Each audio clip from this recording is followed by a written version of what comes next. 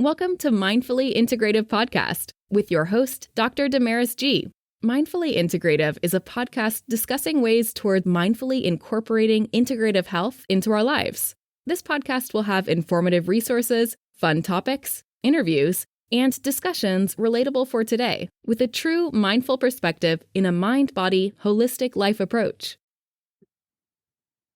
Hi, how are you? My name is Damaris Margaret Grossman, and if you don't know me, I am an integrative family nurse practitioner, and I talk a lot about integrative health because it's affected my wellness and my health, and I've had to find ways to get better and just things to improve that, and that's kind of my goal so that people can find mindful ways each day. And today I'm talking about water. Does it hydrate you? What's the benefits of it? And, do people realize that it's like so important? I'm going to tell you, yes, water is very, very important. It is like kind of like a foundational component to being healthy. Think of it more like the body is made up of like 60 to 70% water. And we need to hydrate it. It's essential for body function, just like breathing and, cellular function in the bloodstream. So it's like, it helps regulate, it helps with temperature regulation, helps with bodily functions, lubrication in the joints, nutrition transport, waste removal from like constipation, hydration is very important in the body.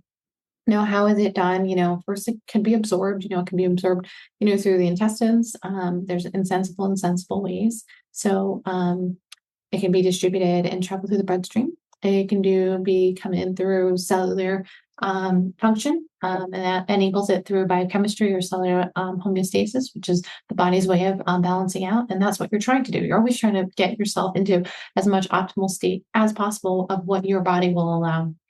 And then you can excrete it. So it can be excreted through sweat, urine, and respiration. So you lose it and you gain it, and you're always trying to kind of regulate it.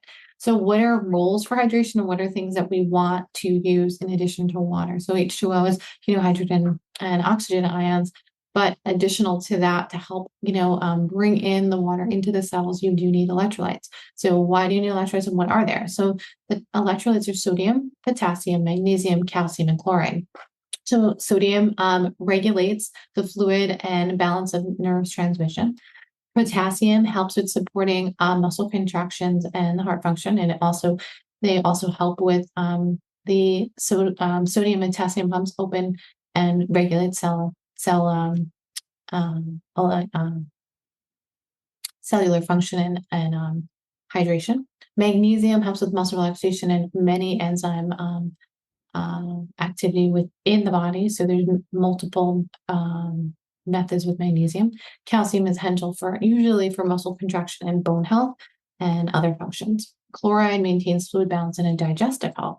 For the most part, that's what these electrolytes do, and in turn will help bring in a homeostatic state within the body. When it's imbalanced, you're either dehydrated or overhydrated. Dehydrated is like, think dark urine, fatigue, dry mouth. Overhydrated, your nausea, cramps, and muscles. Now, each person, their need for hydration, think on average about 8 ounces of water, give it 64 ounces of water a day, cups, give or take. If you're getting really regulated, you can get to about 80 to 100. So think like half your body weight. So if you're 150, you can get to about 75 ounces of water. And you're doing pretty good. Everything that you eat has, some sort of food of water, not everything, but like watermelon, grapes, soups, in your foods. So general recommendation, it's about half your body weight. I'm not saying that's everyone, obviously if you have some kidney functions or other health issues, that may not be possible. If bladder issues, that may not be possible, but give or take, that's that. And then, with exercise, where you live and your health conditions, that needs to be regulated. But would you believe most people really only get like 1 or 2 glasses of water in? Ways to hydrate in foods that are really big in water hydration are cucumbers, watermelons, grapes, celery, oranges, those kind of like great. There's a couple others, maybe papaya, I'm not sure which your benefit ones are that you like, but those are some that I like.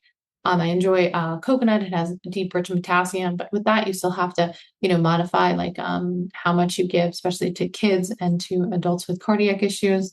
But, it's still very helpful. Teas, that don't have a lot of caffeine, chamomile, peppermint, of that nature. You can make your own. I have a couple recipes online, and also that I write with sometimes electrolyte drinks and then electrolytes to help with cortisol. Think of it like when you're adding in these, you have your baseline amount of water, a little sea salt, orange, and honey. Very helpful for filtering out the kidneys, helps also with cortisol levels.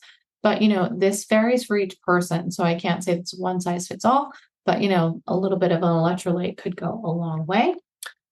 Ways, if needed, obviously you can add in magnesium, potassium, and electrolyte tablets. Like they have so many out there now. I mean, main ones is make sure it just doesn't have a lot of crap in it. There's make sure it's just, a quality brand.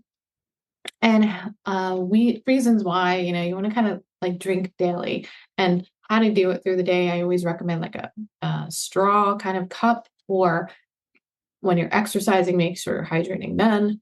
And limit like the amount of like alcohol, coffee, and sugary drinks, because that will dehydrate you more and take away your priority tracking, And then ways to even improve your hydration is I have like little straw cups throughout the house, my work, and my car, so I can kind of get myself into the routine of really drinking. And there are apps now that help you track. There are even water bottles that help you track. So every little bit, will make a difference and will actually improve even your general health, joint pain and things, without even going into supplements and such. Let's just start simple. So a little bit of water goes a long way. Our body needs it. And just keep it simple sometimes, even if it's just water with a little bit of sprig of some salt or lemon, that could be so helpful. I hope some of this is useful and you find a mindful way each and every day. Have a wonderful day. Thank you for listening to the Mindfully Integrative Show with Dr. Damaris Margaret Grossman, family nurse practitioner.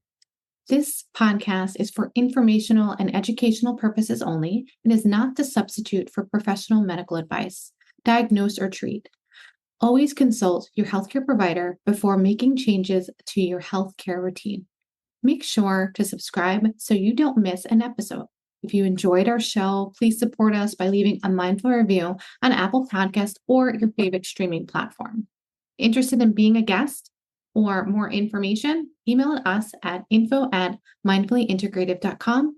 For resources mentioned in the show, visit our website at www.mindfullyintegrative.com. You can also connect mindfully with Dr. Damaris on her social media links found on the site. May your strength and peace guide you to find a mindful way every day. Namaste.